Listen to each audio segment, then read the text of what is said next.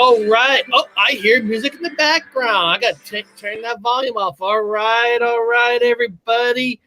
It's a day late of a show, but issues have come up yesterday. Bigfoot's joining me today, and Bob is joining us. Dr. Wu just has to, I think he's got diarrhea. So I think he has to visit the bathroom. He'll be on about 10, 15 minutes. So if you're here for him, he's got diarrhea. That's funny. That's funny. The thing went off. So Bob will be here, and Bigfoot's here. So we're going to be talking some Mandela effects. We're going to be talking about the meaning behind Apollo 13, Interstellar. It's going to be a killer show. I see that Aaron Roca. Here we go. Yeah, Joey, I thought that you might be ready. So might be catching a lot of people off guard today. Like, hold on, he wasn't on yesterday. Oh, Thursday? Because people get used to a set time. Yep. And when you throw a wrench in it, they're like, oh. But hey, show must go on. Shit happens. That's the way it goes. 100%. And we're hoping that everybody from this show can tune in right after on Horror Talk. We're talking about zombies. So we're doing a little bit of experiment today. We're going to see if we can bring some of our Gypsy Road fam over to the dark side. Yeah, why not? Why would you guys not want to go over there? And I'm slacking so bad today that I noticed on my D Live, I got D Live up, but I never changed the picture. So somebody's thinking that we're still talking about lost tribes on the D Live. So people in D Live, we're not talking about lost tribes. Oh, that's funny. That's my fault.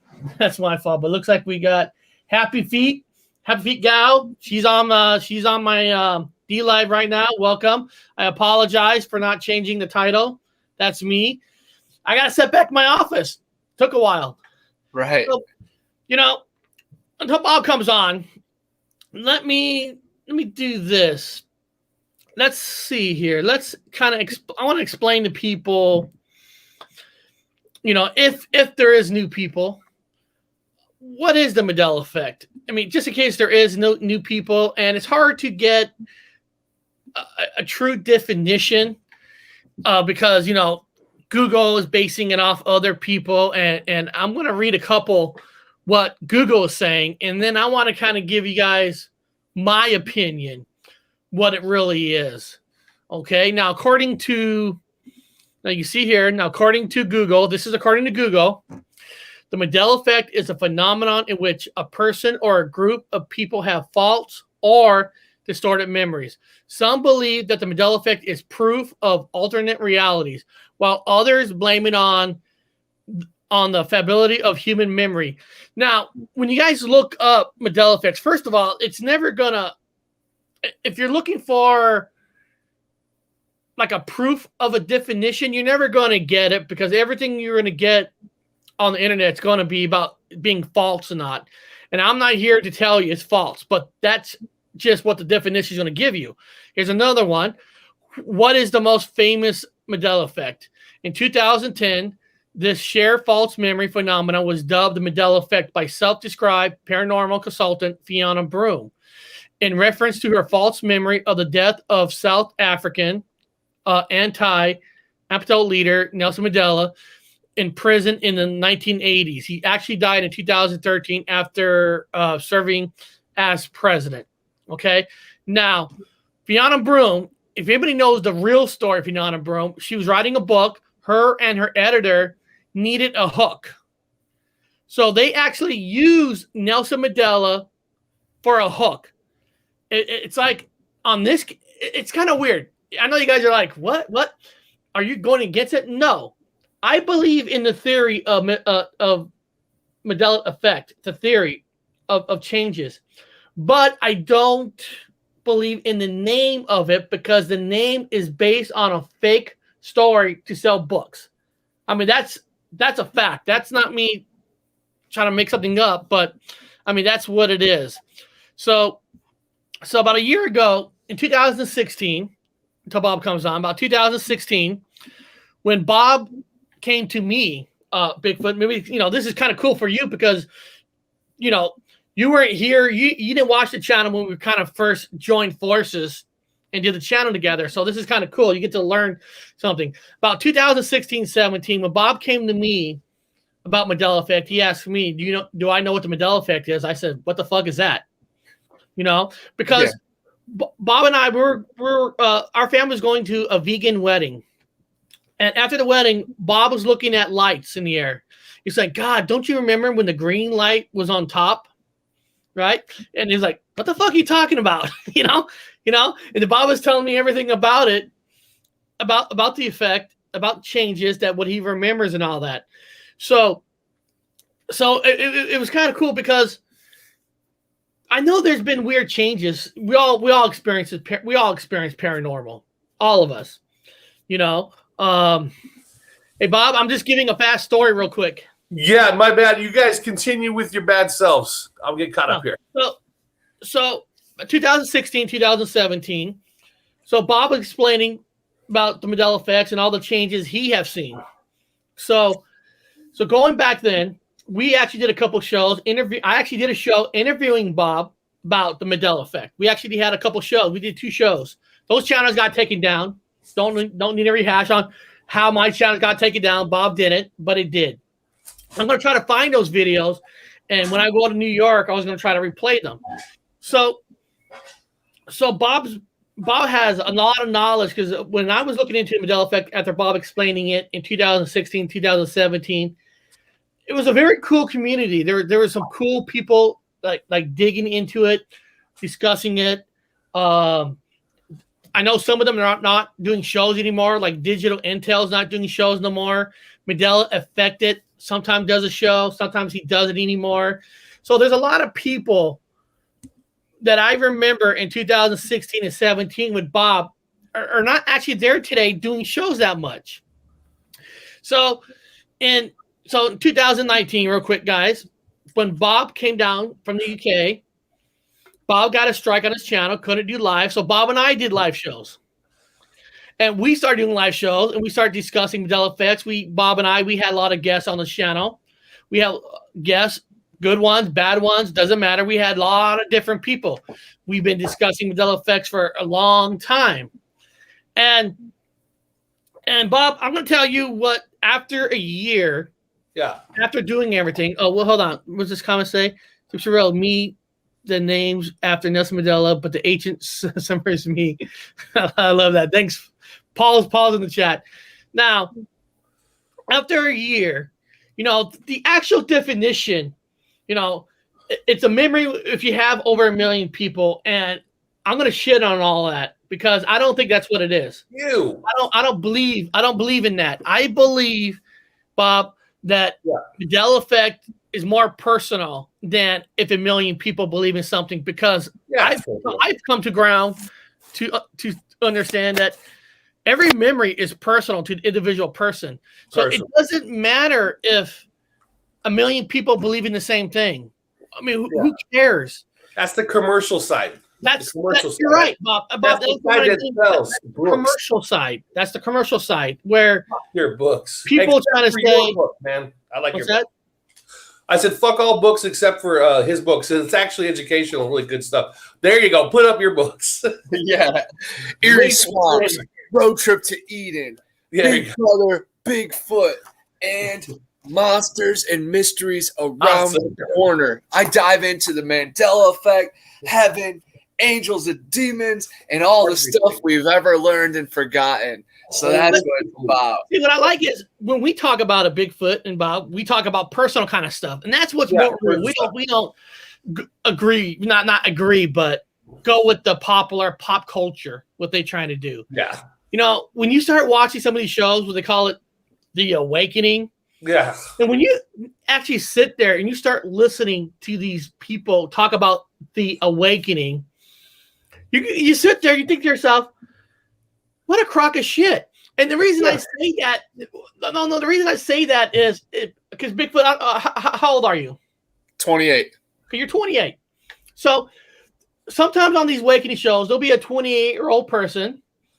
They'll come on this awakening show, not mine. It's run by Napoleon. And they'll say, what is your biggest Mandela effect?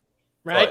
And a 28-year-old will say, oh, God, it's got to be Ed McMahon. Yeah. And then when you sit there and think about it, he wasn't even born when those commercials are on. Right. So yeah. It's like who are you trying to kid, right? I seen a 32-year-old man do this one-on-one interview with this channel that's related to what they call Mandela effect conferences. They do these conferences. I saw this one guy. He's 32 years old. My biggest one is Nelson Mandela, and I'm thinking to myself, well, if he died in 83 and 85 originally, and you weren't even born until Months later, 2002. Yeah. You know what I mean? And I think too many people now on YouTube, social media, they just jump the wagon. They just jump on it. Yeah. Now, there's some shows that Bob watch and I watch. For example, sometimes I'll watch Haise and maybe it's Mandela. Now, they'll come out with a lot of music changes, right? Yeah. I'm not good with music, but I'm not watching it to learn what changes. I'm watching it because they have passionate when a change has happened to them. That's what I like when a change has happened to you. Not that, and they never push it on you because I can't tell you fucking music changes because I know verses, but I was never good at remembering all the lyrics to a song. I can't. Movies. Now, movies is my strong point. Yeah. Like Bob, one of his awesome strong points is Bob has actually really read the Bible more than once. And Bob has read different Bibles. Lots of things. I've read lots of things. Where I see other people talk about Mandela effects in the Bible, and I'm like, come on, you fucking never read it. Come on.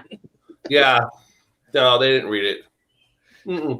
My favorite one that I always grew up with, like literally I remember going to the bathroom at my grandparents' house and they had the Bernstein Bears. And I always thought it was the Bernstein Bears, but now it's Berenstain Bears.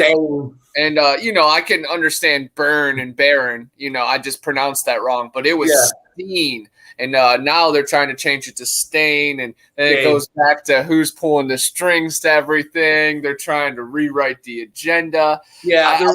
It's truly amazing how people, it doesn't have to be 1 million people. It could just be a group of small people or just a small incident.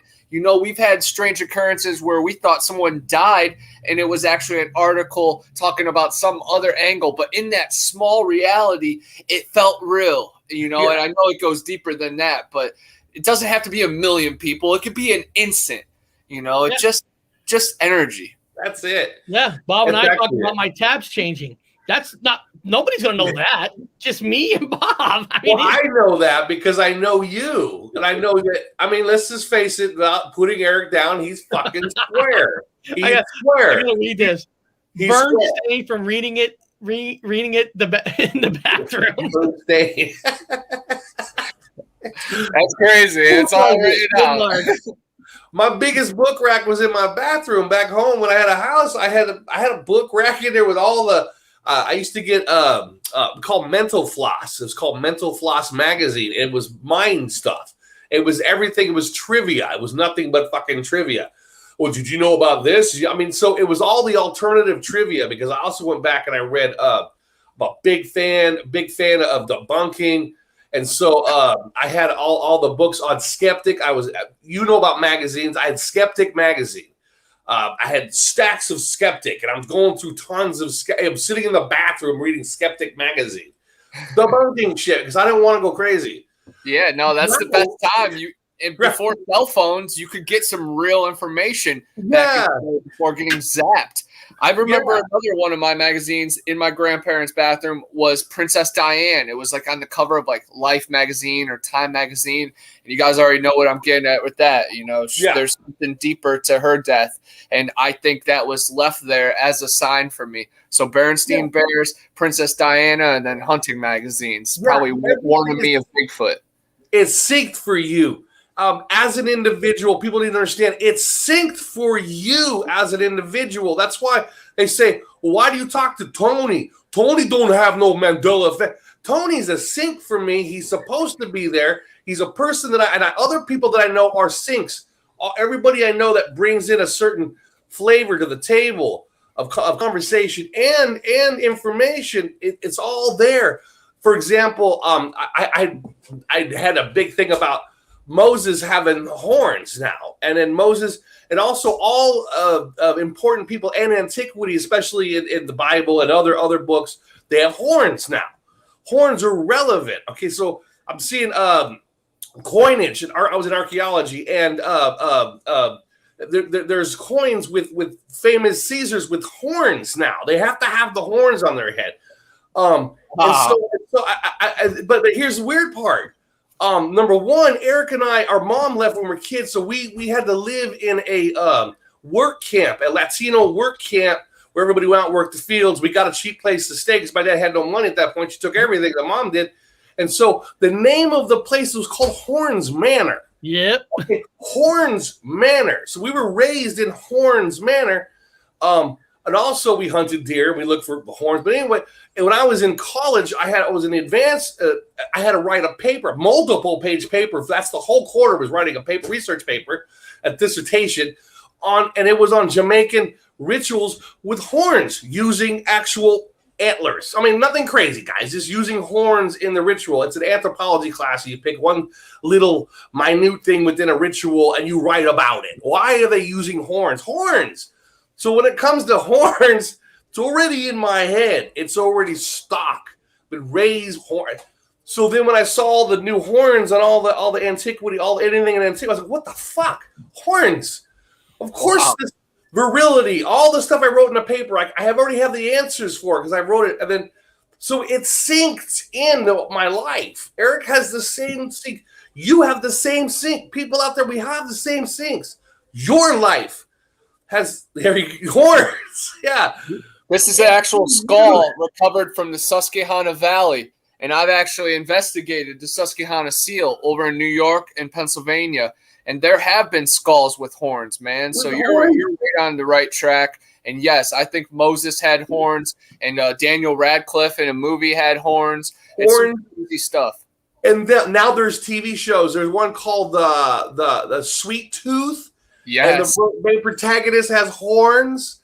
Yep. You're seeing them appear just in random shows. It's becoming more dominant in a lot of things now.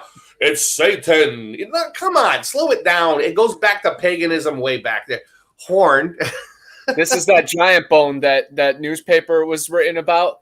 I had my hands on it for a little bit because I've been looking at it pretty closely. But this was recovered by Ninja Ronnie in the Panhandle of Florida. And it's the first metacarpal thumb bone of a giant.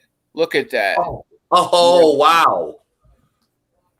It's almost bigger than my whole thumb. It's almost bigger than my whole thumb. Yeah. That is truly magical. Yeah. Modern science will say that doesn't exist. Yeah. Oh, wow. That's awesome, dude. That is clearly, it's not. Yeah. Now, is it petrified? Is that petrified? Yes. Okay, cool. It is petrified. Very, very old. Probably millions of years. You'll have to check out Eric's Reddit page. If he posted my newest Megalodon video. Ronnie also found a Megalodon tooth almost as big as my hand, and I wish I still had my hands on that. But yeah, I've been looking at these prehistoric relics and trying to tap into our ancient frequencies. And there are horns and all the roots of reality of Mandela effect and movies. Just tap into the real frequencies of what make us us. The protons and electrons, particle and waveform. Life is truly magical. We are supernatural. We are clairvoyant. Hell yes. Go ahead, Eric. Sorry. No. I always put his videos on there. I'm trying to see if I put that one on there. Which episode is that one? What is it called? It's just a megalodon tooth. Ronnie found giant megalodon tooth. Yeah. Okay. That's cool. That's a bit like almost like a heart-shaped one. Yeah, it's go fossil hunting. We in California, we went down. We used to go fossil hunting. It used to be underwater, the valley. So there's a lot of cool areas, man. I mean, shark's teeth galore. Shark's teeth, man. We were all digging for. Mostly shark's teeth. They're everywhere. Big fuckers. Bigger the better. There it is. Yeah, that one's a pretty big one. Yeah, there it is. So nice. Yeah. So well, thank you, Don. Yeah, so his video is on there too, but I mean his YouTube channel is in the description, right above my name, so it's on there too. Or you could go through his channel through Reddit; it'll take you straight to his channel. So yeah, I always try to get his videos and put it on there. He puts a bunch of good paranormal videos, a little hodgepodge of everything, guys. You guys should check it out. Oh yeah. I'm trying to get a hold of our friends to see if they could come on this Friday, which you're on their show too. Hey Bob, I don't know if you know this. No. You and I had the Sea Squatchers on our channel 3-4 times. Yeah. And one day I went to their channel and guess who was live with them? Bigfoot. No. Yeah, they were awesome. They had me, and it was a great time. I want to be back, because time flew by so quickly. And they have so much information. I can't wait to chop it up with them in real life because they go to conventions and everything. Yeah, that's awesome. Yeah. When they were on our show, they were going to have they were going to originally go to the convention up near Yakima. Remember that, Bob? Yeah. It was like the beginning of the pandemic era. Yeah. Of course, that all got canceled. It kind of sucks because Bob and I. That's when Bob was down. Yeah. And we were talking about going up there. Yeah, I wanted to really meet them in person. They've been on our channel like 3-4 times, and of course, it never happened because the convention never happened. Yeah, everything got canceled. I don't mind it. I'm pissed off now because the regulation. No offense, I feel bad. Everyone's like, "You asked." No, I don't care. Regulations are lifted, and I'm a jet setter. Everyone knows I bounce around all over the place. Planes, man, god damn it, the planes are full. Prices are going back up. The airline, you go to the air. God damn it, it's packed. People nut to butt inside. Everybody's at the airports. I'm like, oh man, here we go back to normal. You know what, Bob? I got so used to just bouncing all over the place for cheap prices. No problem. I'm looking forward to seeing you guys at Emerald City. Comic-Con. On Tuesday, Violet's school, because now she's gonna be going to high school. They had like a little graduation thing going from junior high, but it was actually in a car. And I'm gonna tell you something. I fucking loved it. I'll tell you why. You drive up, all the teachers scream. They give the student a package, and they take a picture of you in the car. I know it sounds weird, and you're done. You're done. Dude, I didn't have to sit there and listen to 3-4 kids give speeches, and they're just going from junior high to high school. It's not like they're graduating high school, Yeah. So I wish all graduation, it was just a drive-through. I saw your footage. I think you got it on Facebook or something. I remember you were filming it like it looked like you were like in one of them reserves with all the animals are running around the outside, and you're fucking got a camera and you got people holding up signs cheering outside the car. I go, that's cool. That's cool. My wife was filming because I was driving, and it was quick. I loved it. It's like Christmas Tree Lane, man. When we were kids, I love Christmas Tree Lane. I swear to God, that's one of my favorite things growing up was driving down the streets where all the houses have all the lights. Everybody's competing, it's a competition, but they've got all the lights and they've got the Santa Clauses and they've got all the different cool, and you drive down real slow. Yeah. And I was like, I love that little drive. We were raised with drive-in movies. I just love chilling in the car and then driving down like a lane. And everyone's the reason is we grew up poor. Okay? Yeah. We didn't have a pink house, right? Our apartment complex was connected to an auction, right? I'm serious. Every Sunday, right? They had chicken fights, right? Yeah. Chicken fights every Sunday. Now chicken fights, apparently they're bad.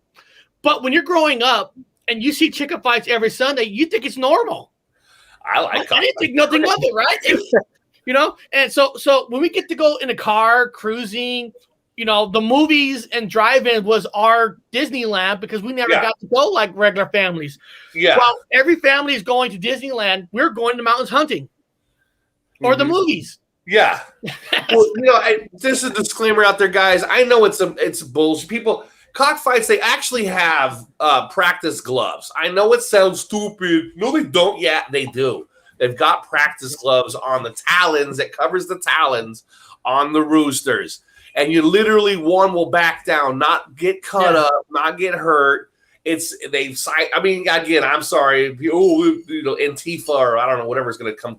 Nah, I'm sorry. I enjoyed the rooster fights, but they had gloves, believe it or not, just like humans. Well, we didn't know any difference because that was the atmosphere that we grew up in. We didn't know. They had haystacks. They'd taken bales of hay and they've stacked them up like fucking seats. Everyone sits in a huge circle. Everybody's putting bets here, bets there, and cockfights are going on. It was fucking great. I'm sorry. I'm not going to apologize for culture. Number one, never apologize for culture. Okay. Nobody ate no babies. Because we were the only white family in the whole. Yeah, only white family there. Yeah, so it was fun times. I had a couple of friends that threw a couple. They got their prize cock was in the. Yeah. My dad was a Cleveland firefighter, and there was a huge cockfighting arena, underground arena, and it actually burned down, and like thousands of chickens, got cooked. And it's very sad that, the wings didn't go to good use. No, that sucks. Yeah, again, guys, it's disclaimer. It's culture only. Eric and I don't have an arena in our backyard. Okay, we're just like you are right now. There's no cockfighting. And I got a couple of cats I put up against each other, but they don't fight. They usually lick each other. And they don't do anything. I try to fight them. The cats don't fight. Kitties don't fight. Fight, kitty. They don't. Yeah. No. Now, let's talk some Apollo 13. We're going to do a double feature kind of a deal. Now, Apollo 13, in the Mandela effect community, let me pull up the screen why this movie is famous in the Apollo 13 community. In the Mandela effect, it says here, the Mandela effect, Apollo 13, and Houston has problems. Yeah. Okay. For every person who recognizes that known fabrics which make up our present reality appear to be changing before our very eyes. There's probably a dozen scuffing detractors telling us to pay no attention to the man behind the curtain. If we do, then we're crazy. And that is true. When you talk about any kind of stuff like this, I mean, no matter what, you're going to be pronounced crazy. So, and that's one thing. You do got to have a thick skin because you're going to be made fun of no matter what. It is what it is. Yeah. Trying to explain or prove the Mandela effect to someone, which I'm fully convinced is real, can be difficult. Now, this is my thing. Impossible. This is my thing. First of all, you should never try to prove it to anybody. Don't do it. What I've learned is that's a waste of time. It's a waste of time. Do what we do. We'll discuss it. Discussion. I'm not trying to convince Bigfoot, or maybe you do believe that the Houston words changed. I don't know, but we're not here to prove it. We're just here to discuss it now. So that's where I think the society has gotten to a point where they want to be told. They have to be told. It's like we make fun of the government because they rule us, but we ourselves wants to be told. I mean, it's kind of a weird thing. But here, 1995, Ron Howard, Apollo 13 is a perfect example. Let me see here. These guys.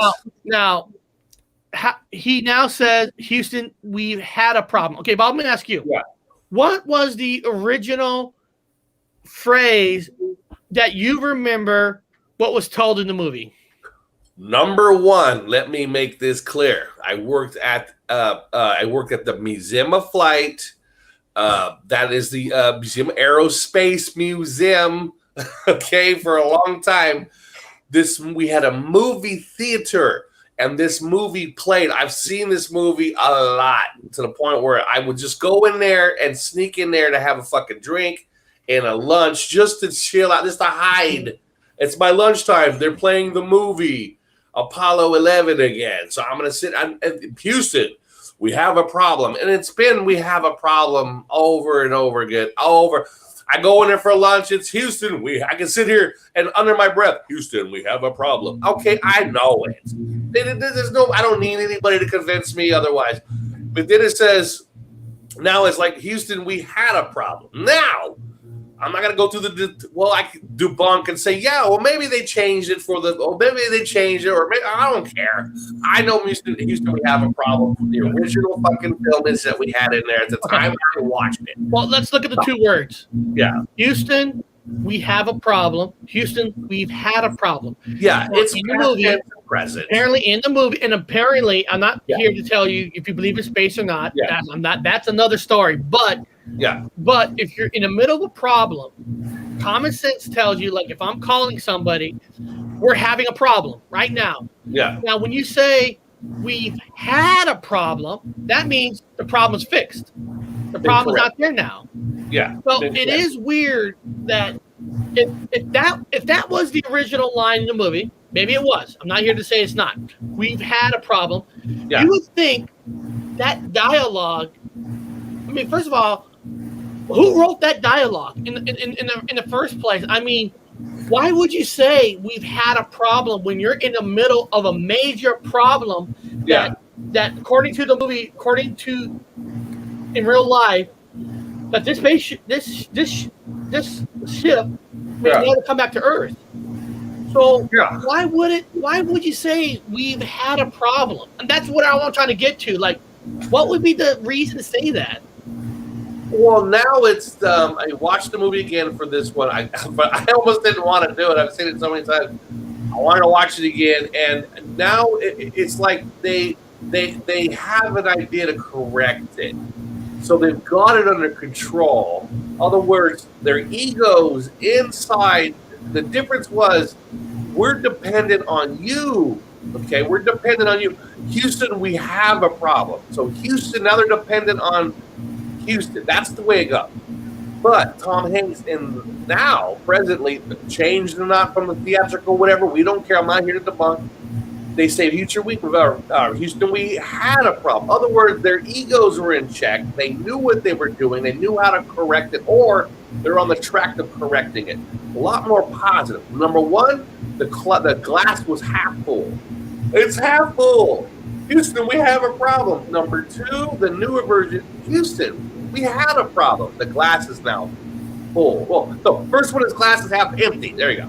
Houston, we had a problem, or we have a problem. Have a problem. You know, half empty. Now it's half full. Reading this comment, I've never seen this comment before. What's that? I never even heard anybody ever said this before. According to this one comment, I believe Ron Howard said that he made the decision to change the quote to Houston, we have a problem, because it gave the viewer a feeling of immediacy as tension goes, or something to that effect. Now, that's what somebody wrote in the comment, now maybe he did hear that, but I don't know Ron Howard personally. He never came on my show. He never accepted my invite. But I wouldn't think, if it was real life, I wouldn't think Ron Howard would take a major quote that's major, that everybody knows around the world, knows that quote, and going to change a word in it. I just can't see Ron Howard doing that. Well, what I'm seeing is that they played it at the Museum of Flight. Houston, we have a problem. So somebody from I don't know who made it, was it Paramount, whatever. Somebody from came from Hollywood or from the producers and brought a new reel and had it spliced into it years later to have the correction made. Kind of the way, remember how in Star Wars where he wanted to make corrections? Yeah, so he did. Have reels brought to the movie theater.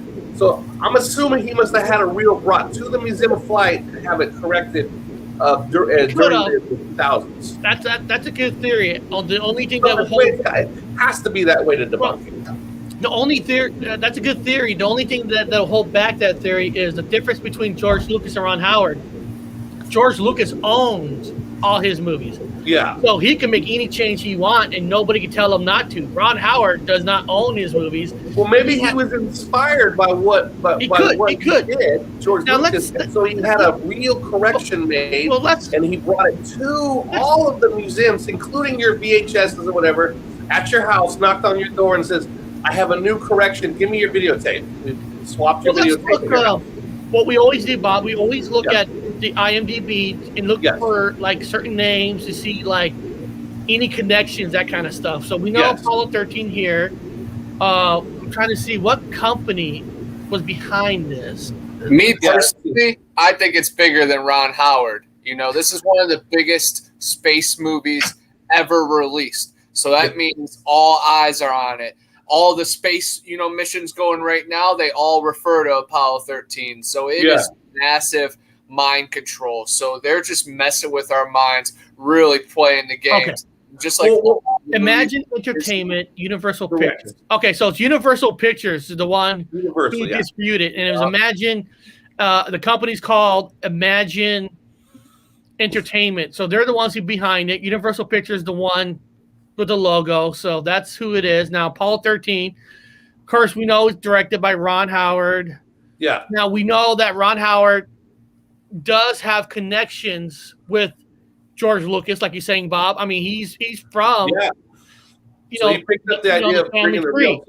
Yeah. I mean, Ron Howard even directed a Star Wars movie. He directed Han Solo. I mean, what's important? Here's the important part. Now, again, I like to get inside deep. I like to get up in that shit. That's why we're doing this. And examine what is really going on here.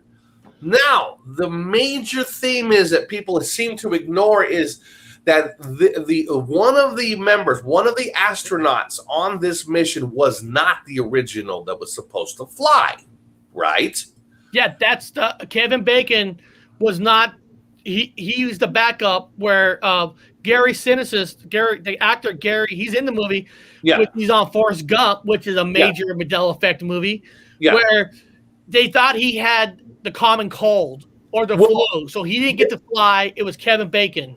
Okay, so what exactly? Now let's get detailed. Find out. We might have to look up, do some research now. Everybody, people in the sidebar, help out here. What? Why, Eric? You were generally right. You gave the general term. Why is it that he was left out? What is it that he had? Why? Why was he kicked out? Why did Tom Hanks make the final? Gary Sinise's name. The character he played was Ken Mattingly. Yeah. So let me copy his name. Okay. Let me go to Google.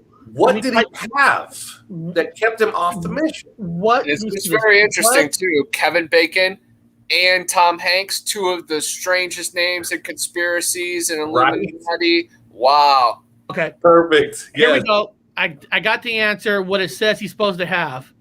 There we go. Let me share it. Let me share it to Google. And overlap it now. This is a sync. Everything we talked about at the beginning of the show, including with Bigfoot there, is everything is a sync as an individual. Mm-hmm. It's a sync. And as a whole, it's a sync. What does it sync to? This is what it says here. Chicago, Illinois, U.S. Mattingly had been scheduled to fly on the ill-fated Apollo 13 mission. But 3 days prior to the launch, he was held back and replaced by Jack Swigert due to exposure to German measles, which Mattingly did not contract. Okay. German measles. Now, we could go into that direction and create a whole new fucking conspiracy on the German measles. They could have said measles, but it's specifically German measles. Yeah. Okay, the whole arrow. You see right there. Right there on Google. They wrote it, not me. Operation Paperclip. Yeah, okay. Exactly. In that direction.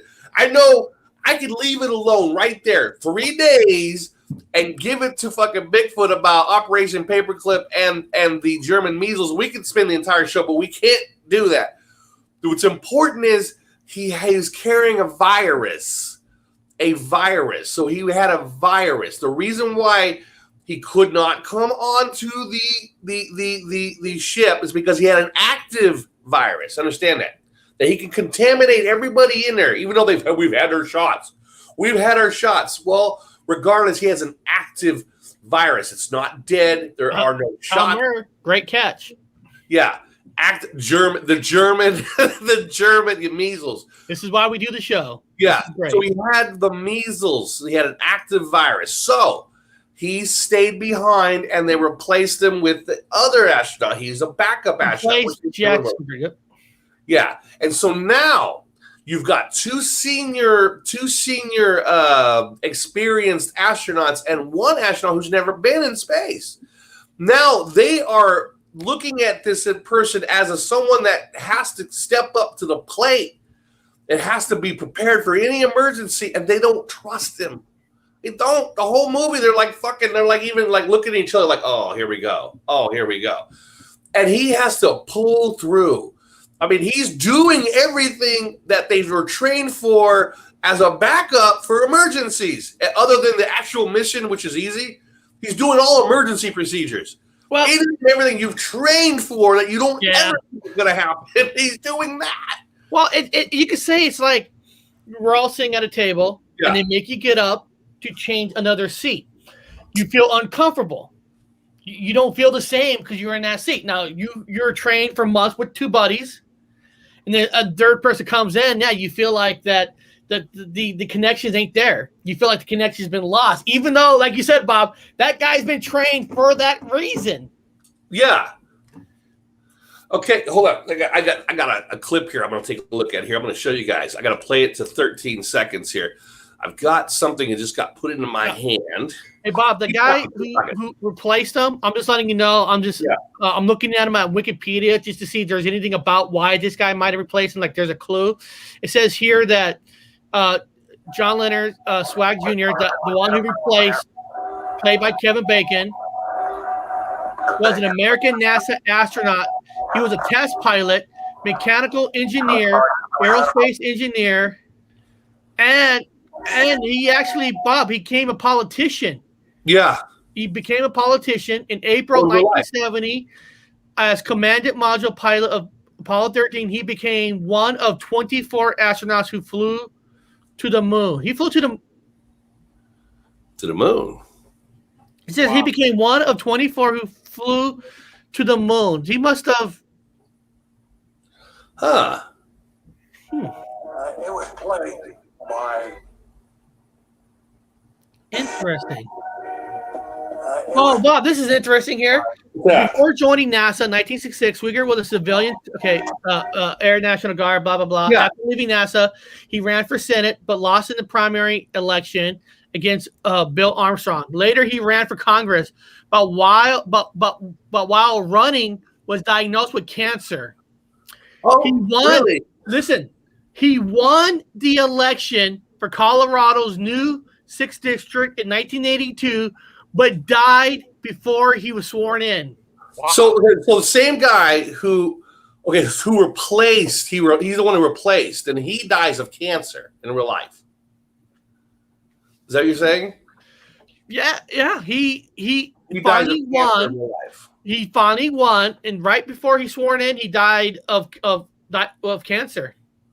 Oh, that's it. There's another cancer weird thing. Right. Either the moon gave him cancer or he was killed for, having some information swept under.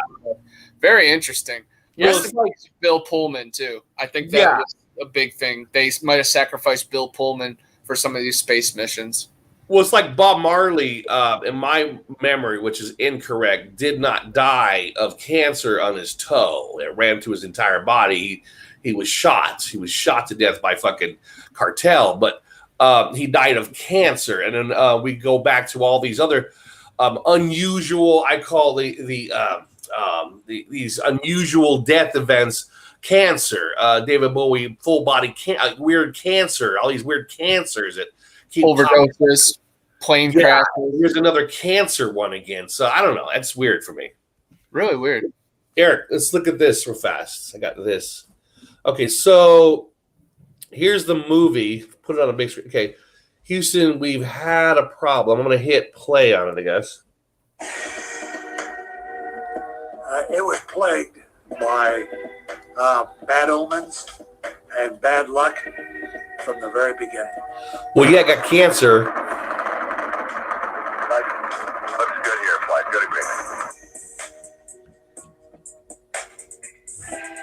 I'm gonna leave it at that. But April is a cursed month too. yeah. Okay. Years before the flight, when the spacecraft was being built, a damaged liquid oxygen tank was installed in the spacecraft. Okay. The tank had been dropped on the factory floor. Okay. A little piece of plumbing. Okay, go ahead. See, I'm gonna stop it now. Procedure. Okay, I'm gonna stop it. I'm gonna stop that. I don't want to get busted. But Houston, we've had a problem, which was kind of interesting. I was going to show you guys that. Anyway, yeah, a little quick clip. So once you got keep talking. I gotta grab. No, the I thing. was just reading what Criminal just said. He wrote, "Have you seen entropy frequency machines? What in the world? They cause water to move in slow motion or even make water go backwards." Oh.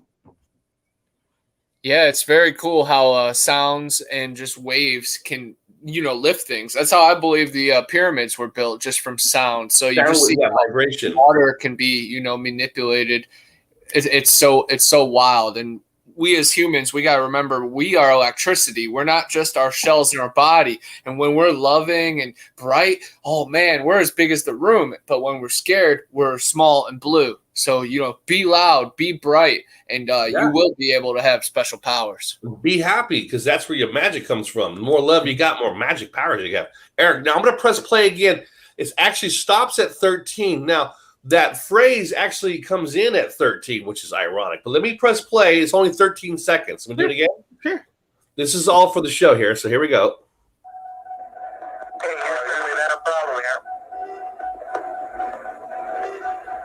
Say again, please.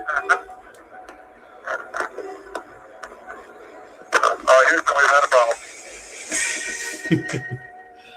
So, okay, here we go. So, do you hear what it says? Houston, we have a problem here. Now, Houston, we had a problem here. So they say both. Right. A lot of people don't. They just say, let's. Again, our show was about debunking. We got two sides of the coin, and we debunked two. He did say clearly that Houston, we have a problem, but then he said, "Okay, Houston, we had a problem." He says it twice. I can do it one more time if you guys want. So, and they probably only play one of those more than the other. Yeah, on everyone's. Yeah. Now again, people, you have your memory. I'm not fucking with you, but I have to debunk first. So there we go. Say again, please. Houston, we've had a problem. Oh. It was played. Shit. Okay. Come on, Eric. Shit. Okay, sorry. Do it again. It's so quick. That's why people mistake it. It goes so fast. Do it again. We had a problem here. We had a problem here. Say again, please. Houston, we've had a problem. Okay. See, wait. Continue. We all remember, though, at least I do, growing up, Houston, we have a problem. Like, we always said that growing up at the backyard, on the playground. Houston, we have a problem. Yeah. So it's very interesting even seeing that clip. Was it manipulated? Do we have false memories? Is it somehow an alternate reality or the Matrix? Or is it all just, Kubrick? I think the hardest problem for all of us is technically we weren't living when that has happened. So we didn't get to hear it firsthand when they showed it on TV. Like Bob said, like you're saying, can that footage be manipulated? Sure, it could have. Yeah, well, that's supposed to be the original footage. Here's the thing. I don't believe anything fucking online now. Everything is everything. Deep fake this, change this. I mean, we've already proved it. We did a thing where how many people have the virus or whatever you want to call it, the corona, right? And we've typed in multiple different numbers. Each time we typed in a number, it would pop up as a result. So you could, I could write any word I want, misspell it, and you're gonna find something pop up with the misspelling on it. I found that out. Okay, so everyone's like, I've got evidence it was spelled this way. No, you don't. You've got a lying matrix machine out there that can put up any. If I write a misspelled word, it's gonna pop up misspelled somewhere. We spell words and we write in cursive. So that just says it right there. So we're arguing about curses and spells.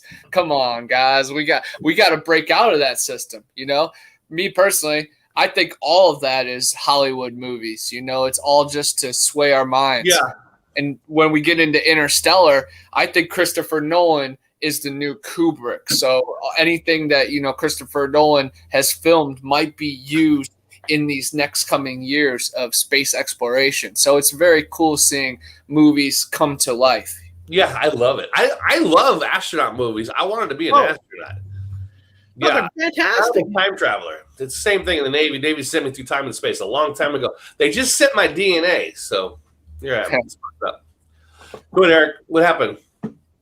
Oh no! I'm just I'm making some coffee because it's gonna be a long day. Got some coffee too. Oh. Yeah. Hold on, give me a second. I can't. Well, what is this? Don't want to work for me or what? Oh, you have your instant machine, right? It warms up your coffee. Yeah. Oh, you guys say something. Give me 1 second. Oh, no problem. So we go. Okay, we've started off with the reason. One of the main things to look at when you're looking at this movie from a different perspective, from a different set of goggles, is let's start with the scratch where they had a replacement, the replacement astronaut, which is the protagonist, which is the main kind of cause of the whole thing.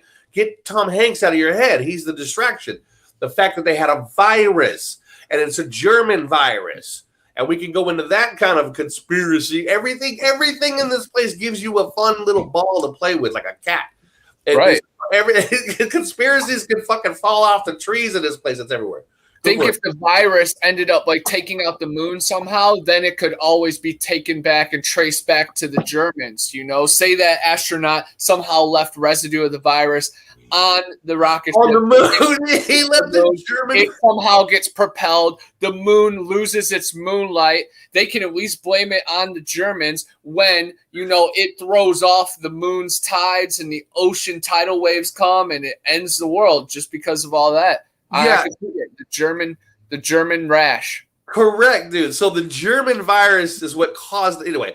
Okay, anyway, so we talk about with the moon. Now we have the Chinese virus. Okay, it's the Chinese that are at fault. It's the Chinese virus. In this movie, we had the German virus. Now, I'm going to tell you guys, I've seen this movie again at the Museum of Flight. I'm obviously misremembered. I had never, ever remember them ever saying it was a German virus. Well, I don't know if they mentioned that in the movie itself, just what we read. I don't think. Yeah, I don't even remember them mentioning measles. I thought they said flu. I don't. Yeah, it was like the German measles. And I'm like, I don't remember that ever. It could talked about at the museum. I know nerds that are enthusiasts with the movie would know that answer. They're like, huh? That's I don't remember. Shout out to our good friend Through the Veil Paranormal. He's a fantastic medium. Bigfoot, if you ever want a medium, she's the person. Yes. Yeah, I'll definitely hit her up. Through the She's Veil. good. And That's she's awesome. good. She's really good. Hey, Dr. Wu, what year did you work at the museum? Were you there in 2006? Yeah. Yeah, I visited in 2005, 2006. Oh, wow. I probably walked right by you. Yeah, that's crazy. We might have talked. You know, you look like a guy that I would have came up to with some questions. Well, it's a pre-beard day. It's all saying hi.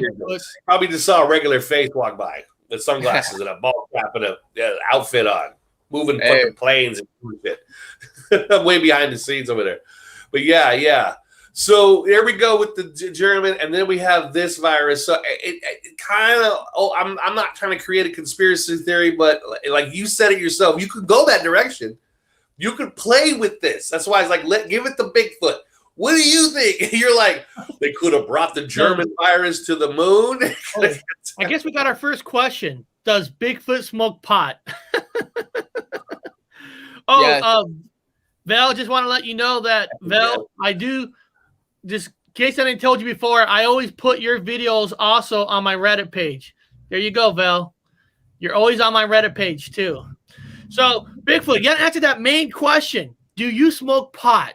I guess Joey wants to know. Yes, I am a big cannabis user. I am a strong advocate for it because it literally cures cancer. It helps with depression, anxiety, glaucoma. It makes everything better. It makes you closer to nature. And I'm always investigating the paranormal. So I am trying to get in tap and in tune with these strange frequencies and anomalies. So that is just one way. I'm big on psychedelics like DMT, Lucy Leaf, Hawaiian baby wood rose, mescaline, morning glory seeds. I like fasting. I write down my dreams. You know, I write books and try to create worlds inside of this world because I think Earth is the greatest system ever created. And anything you ever thought has already been absorbed by the firmament in our creator. And all the other planets and stars are just inside our sky. So I'm really big on the soul and magic. And yeah, that's cannabis. So legalize it and definitely tap into some Delta 8 and CBD. And if you're ever in trouble with people with it, just say it's hemp because hemp is legal in all 50 states. And it costs more to test it than the little ticket to price it. So it's hemp, guys. Enjoy it. Yeah, I'm a big fan. Me, Bell, I'm going to be going to New York next Wednesday night. I'm flying to New York. And I'm going to be going in a town called Cortland. There's supposed to be a haunted mansion or a haunted whatever castle, whatever. And I'm going to be allowed to explore it. But I was thinking maybe before I go on an adventure, I'd like to do a live setting with you to see what you feel before I go in there. Oh, shit. Maybe you can feel something like a clue for me to use to trigger something to see if I could catch something. Yeah. I would rub pig blood on your face. There you go. Well, there's a lot of that in that Cortland town, so that's probably easy to do. I cut my toe real bad earlier today and was bleeding real bad. So I knew this was going to be a good show. There you go. No pain, no gain on a show. There you go. Well, it's been a hell of a week. Yeah, I know. It's not over yet. I've been gimping around. I told you I had that fucking dream a few days ago and I fell off a huge fence with flowers and plants on it. And then all of a sudden you tell me about a certain situation. I go, oh, no, not again. I'm picking What did Tom say? The Royal Canadian Legion allows us to use cannabis on site. Cannabis. Not cannibals, but cannabis. Cannabis on site. Hey, guys, I just want to address something. Very recently, someone actually took my picture that I took in 2017 on the cover of my book. I have so many of them. I still have the original file on my phone. And on my other YouTube, The Overlooked Youth, I literally uploaded a video of the pictures the day after. But someone up in Canada took my pictures and are like saying they found them, just one picture. And then someone else did a breakdown calling me out for using the picture. And I'm like, it's my picture. I took it with my mom.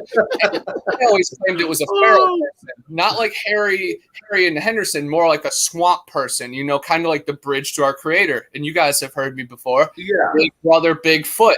It's all about finding that bridge. So this guy is calling me out and a bunch of hodgepodge, and I actually, correct them and say, yo, those are my photos. And I give them all the proof, like a bunch of screenshots, and then I send them the link to the video, 2017, not 2020 or 21. Like, gosh. And he was, picking it apart in the video. It's like, yeah, you found out it was a swamp person, but you're calling people and you're not even talking to the source. So I just thought it was fun to bring up. This is my picture, but someone was using it very in a weird way and telling a half-assed story. So that's got a hater. You got NPCs that attach on to you like a demon, and you can't get the fuckers off. They're possessed by something. You're like, get off me. 100%. One thing you learn, Bigfoot, in the Mandela community, most of these big shows, they steal everybody else's stuff and claim it as their own all the time. I don't know. Bigfoot, Connor, I seen a person with Bob teaching him how to use the Bible, right? And then the very next day, I saw him go live. Man, I just saw these changes. I just saw these I changes. just saw the motherfucker wrote it down that Bob told him yesterday. What the fuck? That's how quick it does it, you know? I was like, I just told these guys all this stuff. Just real quick, you know, just to prove it, that's on my phone right there. There's more. There's my foot. That's your phone. That's your picture. Yeah. Yep. And I'll show you the original picture. That one, you know, is the one used. And then we'll go to the details of the picture. And it shows October 5th, 2017. So right there, I just proved it. This is my picture. Not anybody in Canada. That is a joke. And if you guys think you picked it apart, yo, it's a feral swamp person. Like, there's tribes of people that still live in Florida and up in Tennessee and the Appalachian Mountains and all over America and the world. So how about you guys who think you're experts, you know, hop off the high horse, because you stood there real proud picking it apart, but you were really wrong. And I just proved that. You guys are making phone calls to other Canadians saying, oh, yeah, what about this picture?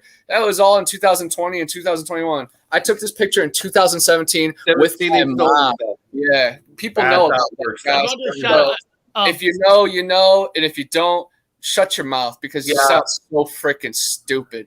Yeah. Let me just shout out. Hey, Tom, if you want her email, I have her email address, Tom. So I'll email you her email address so you can send her your picture of the ghost. I can do that for you. It's very easy. I got her email address. So that's what I love about these shows, about our chat. People are connecting and they want to share information. You got to love that. So, guys, we're going to get into the Interstellar. And just in case you didn't hear the beginning of the show, right after this, because of yesterday's incidents, I had to move all these shows together. Yeah. Right after this show, jump over to my Horror Talk channel. Shoot, I should put the link up for that show, shouldn't I? And then we're going to be doing a live show right after this on Horror Talk about zombies. Zombies. Yes, all the best zombies. So zombie movies. Let me get that link, and I'll put it. And we all thought zombies were going to come like mutants in Walking Dead, but I think it's the Attack of the Zombies right now. Right now. Yeah. Yeah, so here it is. I found the link. I'm gonna put it. You don't have to be any group of whatever memory to not be a zombie. I know people that don't have the same memory as me, and they're not zombies. There's a whole separate group by themselves that are fucking zombies. So people, there's the link. So save that link. Go right to that link right after the show. Yes. Everybody pull that up in a different tab right now and tune in. We do shows every Tuesday and Thursday, and I try to, hop in as much as I can, but Eric does a great job. He has so much knowledge of film, and whenever we can just tear it up, it is incredible, because just two different generations of film lovers, and we go to the cinema. We're real lifers in this. Boots on the ground. We're doing boots on the ground. Now, I'm going to pull up in IMDb. We're going to pull up Interstellar. Oh, fucking love this movie. This concept movie is amazing. I know a lot of flat Earth haters. Now, I get it, guys. Flat Earth. I get the math and the science. I'm not against it. But there still can be other things out there, and especially because you're not defined on what space is. I mean, you could get through that bubble or whatever. It could be a different material. It could be water. We don't know. But the concept of these things, anomalies, are still within that space up there. Whatever that space is, whatever that is, whatever. Hey, Dr. Wu, us real flat earthers, me and whoever's behind me and my army, I'm a huge fan of Interstellar, because Interstellar doesn't treat space like normal space. It is more than that. It's matter. And yes, outside the dome, that's what I'm looking for. Where does the soul go? And I think that Matthew McConaughey and Murphy, oh man, they really did tap into that. And I have goosebumps right now. It's a big cycle, and that's what I'm about. The cycle of life, the love of life. And it does have to do with inner space. It goes through, and they didn't go into space. They went through space. That's why I love the concept. Bob, this was just emailed me just now from Tom Murr. No shit. Wow. This is the ghost that he captured. Look at it. I mean, you can see a face right there, Yeah, That's man. that little gray. and it looks like there's a bow tie beneath the face. I'm serious. Well, it looks like what your typical gray would look like. That's how they look. I mean, they've got the bulbous head, the bulbous eyes. You got that little gap between their eyebrows, little raised area there. Yeah, I mean, so that kind of agrees with a lot of arguments that these alien grays are not aliens from other fucking planets, man. They're from other dimensions, or they're other timelines, other dimensions. Yep. Extraterrestrials. Terra means land, the other lands, and land doesn't have to be a physical sense. There's lands inside the world and other realms. Our eyes and ears only pick up so much, and right there, your camera picks something up. Oh my god! I want to compare that picture. There's a picture of Eric. You should bring up a picture of a typical gray, or even. I know that Aleister Crowley, and this picture popped up out of nowhere for me. He has a sketched picture. What looks, you've seen it. Yeah, big head. Aleister Crowley, interdimensional. You should try typing that in, see if we can see that picture. If you look at that picture of that interdimensional, that Aleister Crowley, he had done an incantation. He'd performed magic. He did whatever he did. He had summoned this thing through. And it has a name for him. I can't remember. And it was giving him information. And so if you look at this thing's face, the one he sketched, and look at the thing that Tom just sent, it's the same. What's the name again? Gray what? Well, you want to type in Aleister Crowley. Aleister Crowley, the best way you can spell it. Aleister Crowley, alien or demon. Alien, yeah. Aleister Crowley's alien or interdimensional alien, yeah, or demon. And Tom, here, if your windows were open or if your door was open, I know some people that would, be open to the idea that could have been a cloaked Sasquatch getting all the way up into your house, because we could be particle and waveform. And these creatures, they are not contaminated by the same poisons and distractions. So they can tap into waveform a little bit easier than us. So there's a possibility it was a Bigfoot. Yeah. That thing was huge. And it had the brows. Man, it was a monster. It was a true ghoul. Oh, yeah, that's a damn good picture. Hopefully Eric can find the one from Aleister Crowley. It looks like there was smoke in the room. Was there smoke in the room in that monster created in that?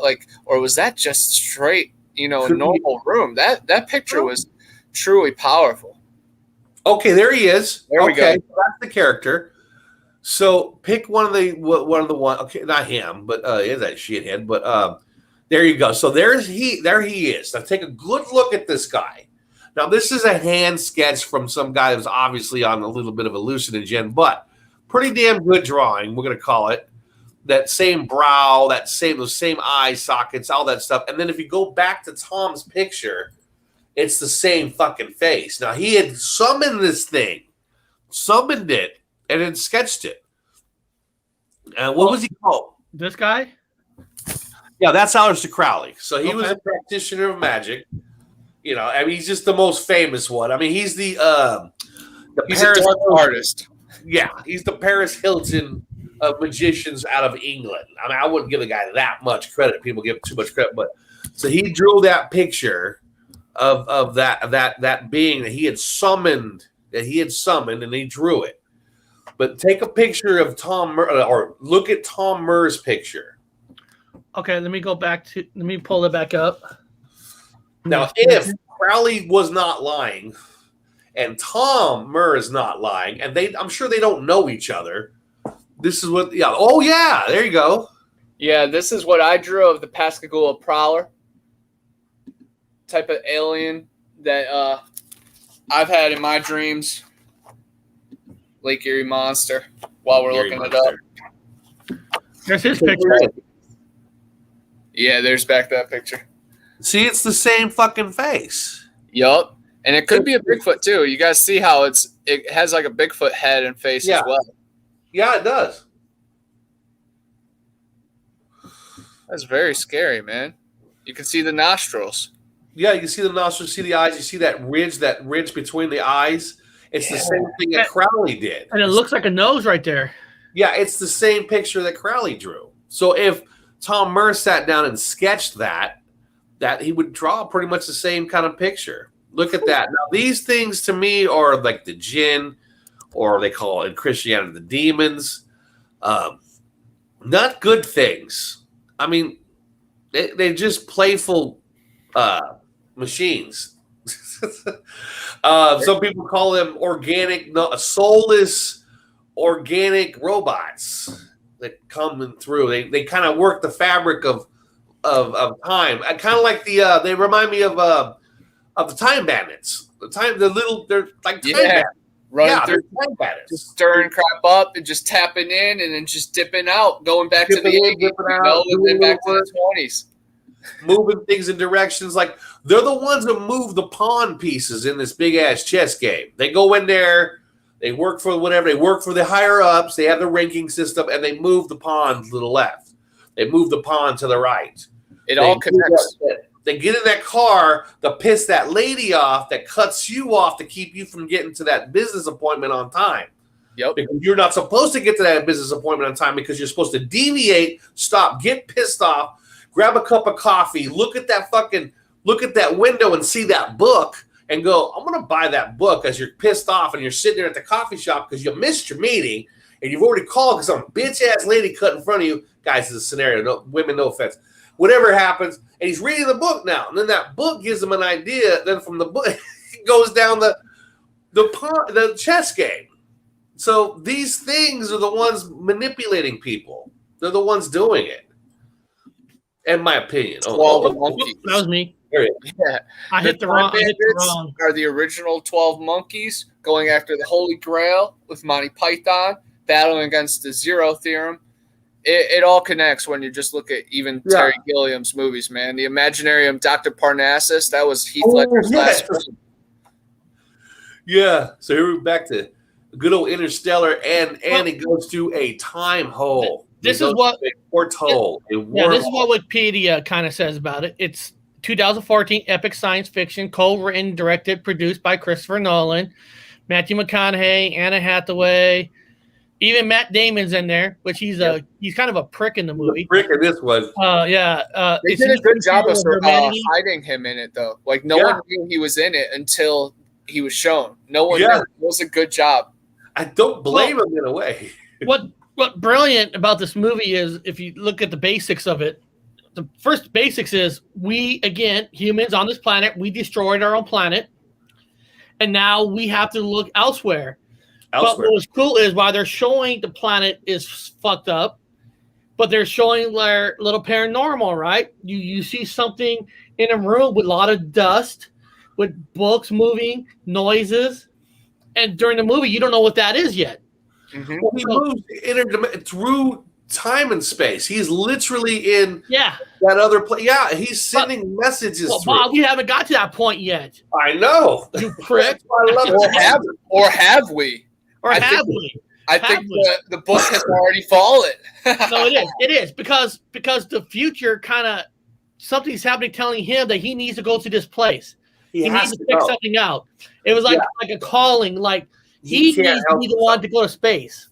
He left his family. He left his farm. He left his children. His wife died. Man, he left his two kids with his father-in-law, which was older. Man, he's older. He could barely get around. To just go blindly, blind faith. There's your blind faith. To blind faith yourself into to nothingness. To go into a wormhole. Wow. I mean, that's like 50. Like, you're looking at their probabilities in your mind, like maybe 10% or 10% life and then 90% death, or you might not come back. You're talking about the other side of whatever it is, of the universe, whatever your math is. You're going. Remember, this is typical government too. They lied to him. Of course they did. He was never. He didn't know that. He thought he was coming back. Remember that? He wasn't coming back. He found out he wasn't coming back. It was basically about taking eggs, growing new people on a whole new world, because they already decided that since the scientist doctor could not crack the code, since they thought this guy was the smartest guy in the world, that it's already fucked. Yeah. Even though McConaughey, like you said, paranormal, interdimensionals, figure out the code. They figure out what creates time to be able to work in space. So they never saw the problem for Earth. No. They knew Earth is fucked up. Well, But they're trying to solve the problem on how to live in space. It's gravity. It's the one, Yes, 100%, the one fucking thing to this present day that scientists cannot figure out. They are banging their heads. They're going through they're trying to make machines like what we see now, whatever, flying around without any worry about gravity, trying to figure out how to eliminate gravity. Where's gravity? What is gravity? What is gravity? You know, can't figure 1,000 theories, man. We can sit here and talk to the cows come home and have all the physicists. They've got the TED Talks. They got every physicist has their idea of gravity. That's their number one fucking. I know what gravity is. Well, gravity is a vibration of our particles that are interbeing. Blah blah blah blah blah blah. Well, no, gravity is actually what the ground itself. It got the creation. It's electrical. It's electric. Well, our bodies conduct electricity and it attaches it.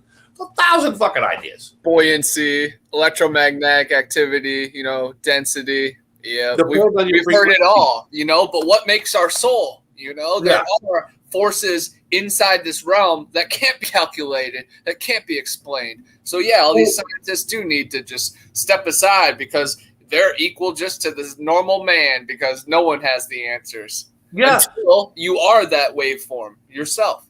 Yeah, so he figured out. He knew what it was, but not him. Now let's get this right. He did not know what he didn't know. That fucking scientist didn't know. His daughter didn't know. Human knew it. It was from the robot.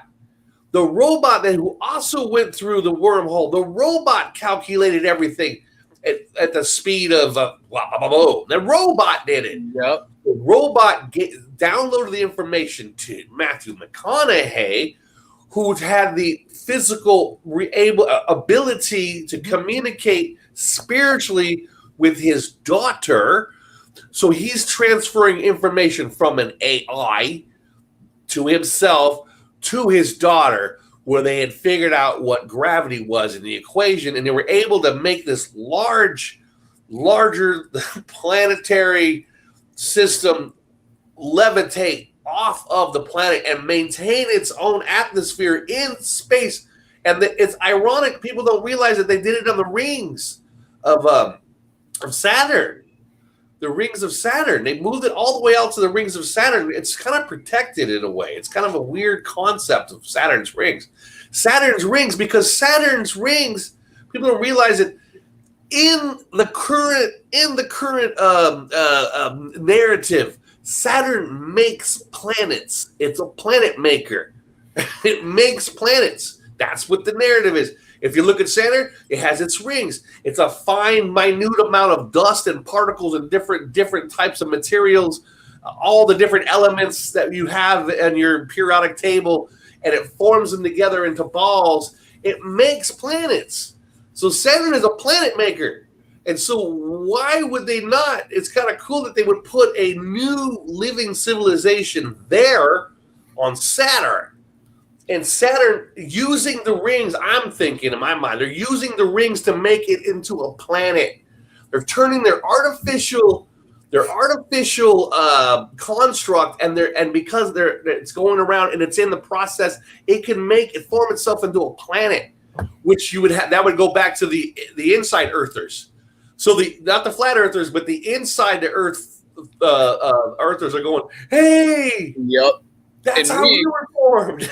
Middle Earth, inner Earth, the 9 levels of heaven, like the Norse say. You have to combine all the firmaments and all domes. That's why it's not just the pancake people. Those people can have theirs.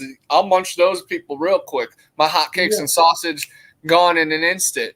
But there's many realms under the sun and the moon, and there are many suns and moons. Europa, just very interesting with Saturn too. Let me answer this for the quick. This is not about the movie, because he wrote, guys, did anyone catch Mandela affected? Just missed the live stream and a couple of minutes and it was unavailable. Bit worried. The quick, just letting you know, when Mandela Effect does a live show, once he's done, he takes it off. He takes it off. He takes it off. He doesn't play that game no more because his stuff kept getting ripped off by everybody else. He's one of those guys like Bigfoot that he and Scott Harrison behind the scenes, they talk about these effects. They did a live show. They get rid of it because other channels starts to claim it was theirs. Yeah, they steal it. Well, he got so tired of people stealing his stuff. As soon as he's done with the show, boom, he pulls it right off. Yeah, or he'll be a victim. He's been a victim of having this shit stolen so many times. He's been a major victim. I've heard other people's channels. I'm like, that's what he said a year ago, 2 years ago. That's old, and people steal it. And like Bigfoot here, you've got your shit stolen, and then somebody's telling you about it. Yeah, they're pulling me apart, trying to slander me. And it's like, guys, I took that picture in the swamp with my mom, and I'm proud of that picture. Like, whoever you guys are calling up, Canadian Bigfooters, like, come on, that's very cool. And I saw that months ago that, someone took the picture, and I didn't care. Like, who cares? I didn't even address it. But since someone's picking me apart, now I have to address it. So it's like, you stole it. Yeah. So that's your answer for that one. I want to show you real quick with Saturn. If you want to give me the full screen real quick, just to show everybody's favorite logos. You can see it right on there. That is all Saturn. Wow. That all worships Saturn. And my buddy Atlantean Wizard, he is huge on Sator, Satan, Saturn. And it's very interesting because, an innocent movie like Interstellar might be pushing this kind of stuff. And I love Interstellar, but whenever you see Saturn, think a little deeper to it. And oh my gosh, like Mercedes-Benz, Nike, Skype, EA Sports, Visa. Oh my gosh, Tidal, Nintendo 64, FX, Sonic, Corona. Oh my God, come on. We're solving this, guys.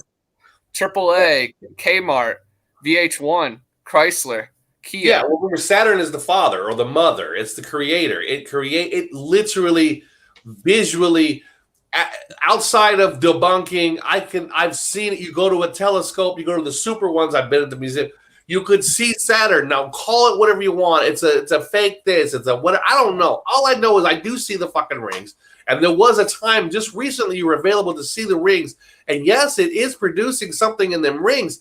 And so when those people that are kind of they're nerds, astrology, they're a nerd. And when I watch Interstellar, I go, oh, fuck, that's brilliant. I got it. And nobody else gets it. That whatever this proto living artificial construct that they had put in the rings, the idea is for the rings to keep producing around it and forming it into a planet at one time. It's being made into a planet using all that material, theoretically, around Saturn. It's making a planet. I go, fuck. So these people they're not going to a new planet. They're making a new planet. Yep. I got it. They're trapped in the ring with the material, and it's making a new planet. It's a planet-making machine. So theoretically, if Bigfoot and I and Eric got together, we made a ball, we could live in that fucking artificial ball and have a nice small town. That ball, we would take that ball, put it in Saturn's rings, and over generations in time, our kids will have kids, It'll eventually form a planet. Not an artificial, but a real shell, an actual real shell around our artificial bubble on the inside. It would be a planet. And that's what they were probably planning for. They were trying to get in the pre-stages of the planet, so that way it would last as long as possible. That's pretty interesting. It's a great concept. And then that planet would eventually launch itself away from them rings.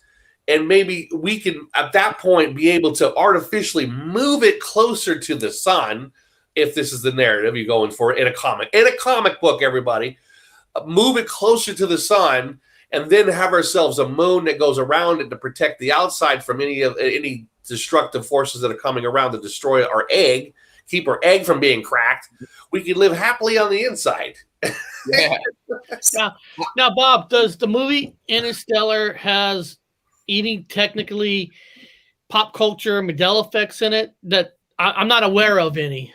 I didn't see any Mandela effects because it's a recent movie. So really, it came out at the living matrix that we live in now. This whatever living fake comic book, it was specific to this comic book. In other words, there's no changes. It's supposed to be the way it is in this comic book. It is a Mandela effect. You know what I'm saying? I don't like that word. I fucking hate it. It is. It really is. A chapter in our time travel, in a way, is involved in it. 100%. Creating a new future for her because she would never had those thoughts. It wasn't for the future AI through McConaughey talking to her. Yeah, and I think Bigfoot here actually did it right because the pop culture, the idea behind it is Saturn, and he demonstrated how many volumes of materials and companies are into the Saturn thing, the Saturn worship.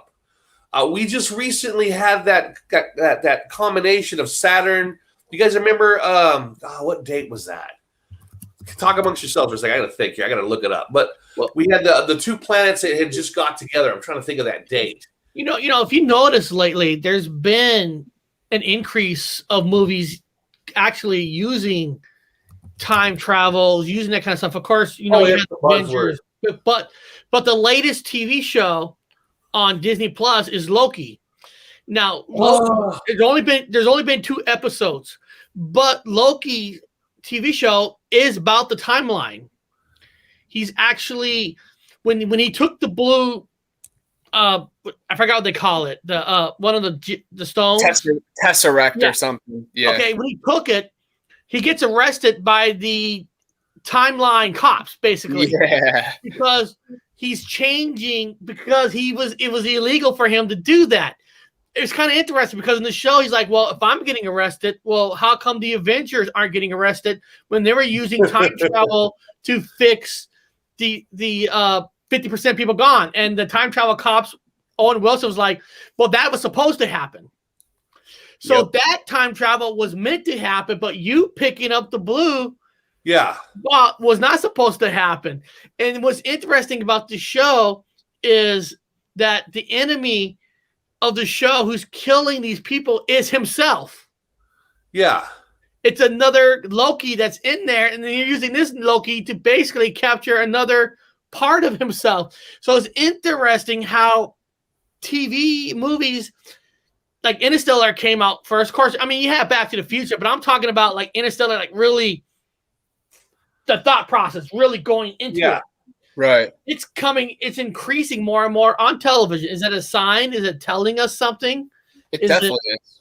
I watch this movie as a trilogy, Inception, Interstellar, and then Tenet. They're all put together by Christopher Nolan, and he says they're a type of trilogy. In Inception, you go into the dreams and you can get valuable information and you can change time and space. Interstellar, you actually go to a location that you can change time and space. Tenet, you invert time completely and you invert yourself. That is so wild. And if you watch all 3 of those back to back, you really go somewhere. But yeah, absolutely. Loki is incredible. And I'm just started episode 2. So that's where it's getting to. I'm about to find out that it's only 2. Coming. I'm really excited. But it's just kind of neat because every line there's created, that means a time has changed. And if you think about the Mandela effect, what's changing it? Different timelines, something like has happened, a spike, and people are remembering certain things where other people are not. So it's kind of interesting to think about. Well, like you said, Inceptions, about the dreams. A lot of people I've heard have said they've seen changes in their life through their dreams. Well, remember, Loki is a chaos god. He's unlike the other pantheons of gods, he's an adopted god, or we don't know he's adopted. Odin takes care of everything out there. I still think maybe Loki's his half son or whatever, because comes from the same stock as Odin. But Loki is a different kind of god. He's an elemental. Oh, so Eric, in fact, let me show you this real fast. Did you see what I gave you? So if you bring that up, you're going to notice that just happened in 2020, December 21st, the conjunction of Saturn. You see it? Wow, December 21st. That was the Mayan calendar day, of course, 2012. Famous. It was okay. So it was Saturn and Jupiter. Saturn and Jupiter. Now Jupiter is representative of of the sun, and his father is Saturn. Saturn produces. Saturn is Saturn. So it's son and father together. It was to get. I saw it. I couldn't wait to see it. I fucking saw it. This is around Christmas time. Amazing that you would have father and son together, up in the constellations. That was a huge event. Here's a question of Tom Murr. Isn't a demigod like a half human, half god? Yeah, demigods are half human, half god, half human, like Hercules. Now, was Loki a demigod?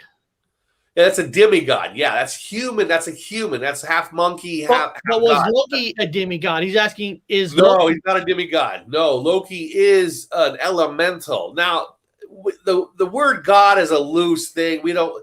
You have the All Father, and then remember the old story. The All Father had children, a pantheon of children that they like to be called gods. Now, God is a loose word, To man anything more than what we understand is God.